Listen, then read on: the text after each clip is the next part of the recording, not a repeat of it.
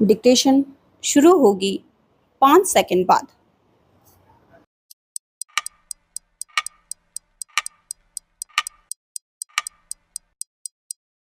Start.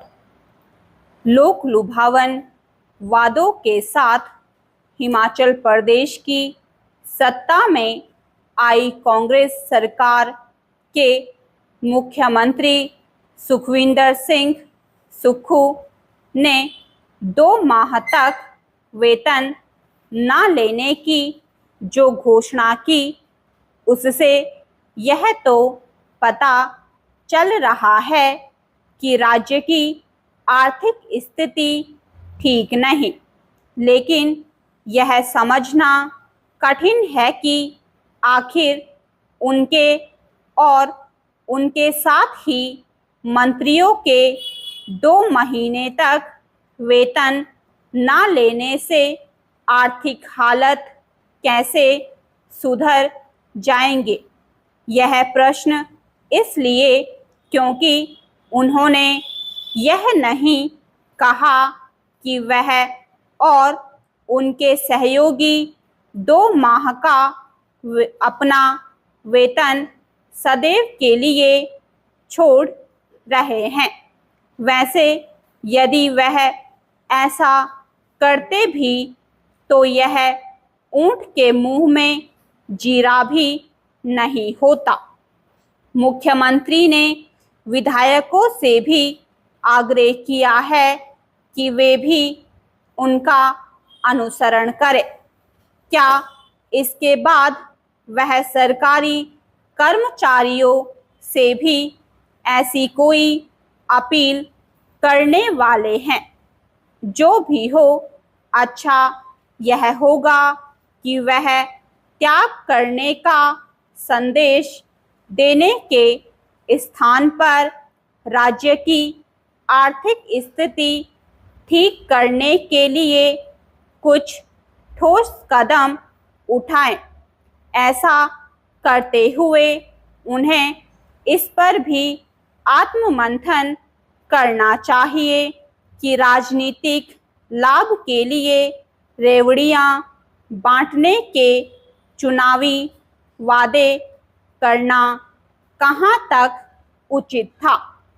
Congress को कम से कम अब तो यह समझ आ ही जाना चाहिए कि आर्थिक नियमों और वित्तीय स्थिति की अनदेखी कर लोक लुभावन वादे करना तो आसान होता है, लेकिन उन्हें पूरा करना कठिन।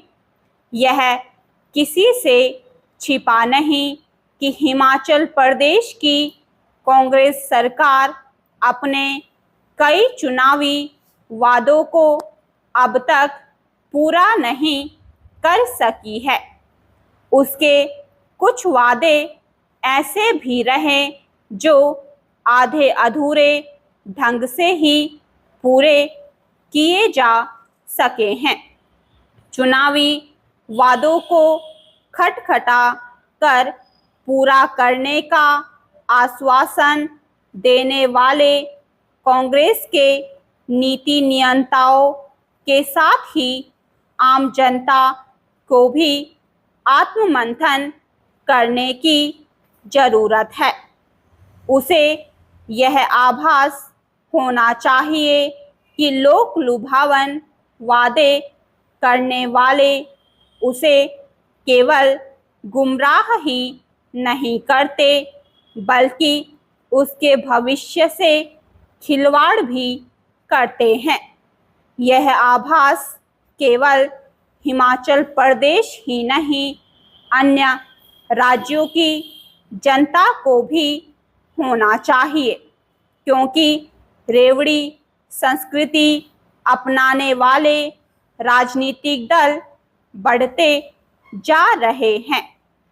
यह किसी से छिपा नहीं कि जैसे हिमाचल प्रदेश आर्थिक संकट से दो चार है, वैसे ही कर्नाटक और कुछ अन्य राज्य भी।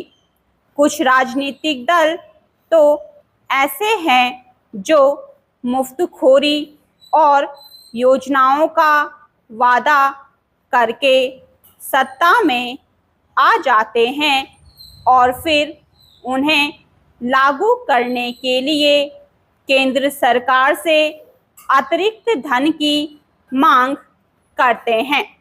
जब केंद्र सरकार उनकी मांग पूरा करने के लिए तैयार नहीं होती तो वे उस पर खुद की अनदेखी करने का आरोप मढ़ते हैं। क्या यह किसी से छिपा है कि कुछ राज्यों ने किस तरह यह माहौल बनाया था कि आम बजट में गैर भाजपा शासित राज्यों की उपेक्षा की गई है? इसी तरह दक्षिण के राज्य यह आरोप लगा चुके हैं कि केंद्र सरकार उनके साथ सौतेला व्यवहार कर रही है।